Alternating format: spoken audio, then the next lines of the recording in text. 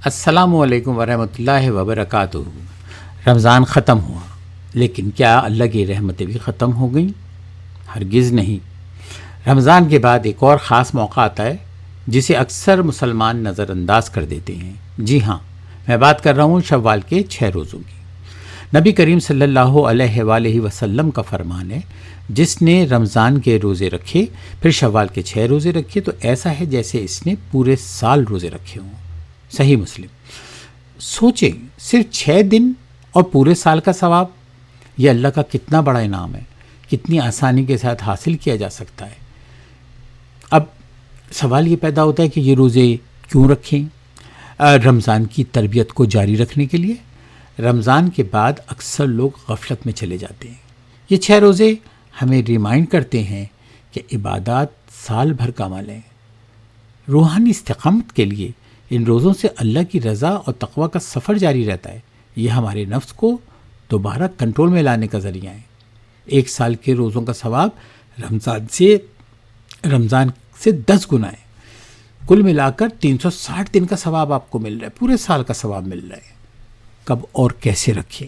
ان روزوں کو شوال کے مہینے میں کبھی بھی رکھا جا سکتا ہے۔ مسلمان ان روزوں کو رکھ کر ثواب حاصل کریں اور پورے سال کا ثواب حاصل کریں۔ مسلسل 6 دن یا وقفے سے رکھے جا سکتے ہیں۔ دونوں طریقے درست ہیں۔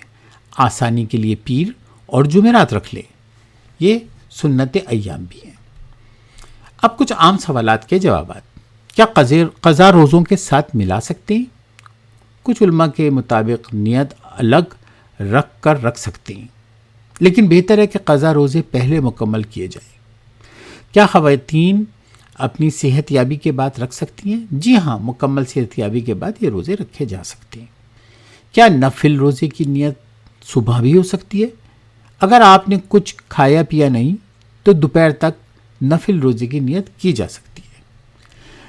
رمضان ایک مہمان تھا، مگر اللہ ہمیشہ ہمارے ساتھ ہے۔ یہ 6 روزے ہمیں ریمائنڈ کرتے ہیں کہ اللہ کا دروازہ ہمیشہ کھلا ہے۔ ہمیں بس نیت، ہمت اور استقامت کی ضرورت ہے۔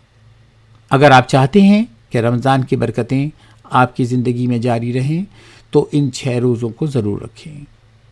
اس ویڈیو کو لائک کریں، کمنٹ کریں، اور آپ کے لیے رمضان کی سب سے بڑی تبدیلی کیا تھی، اور ویژن اسپارک بائی نجمی کو سبسکرائب کریں تاکہ ایسی مزید مفید اور روحانی ویڈیوز آپ تک پہنچتی رہیں۔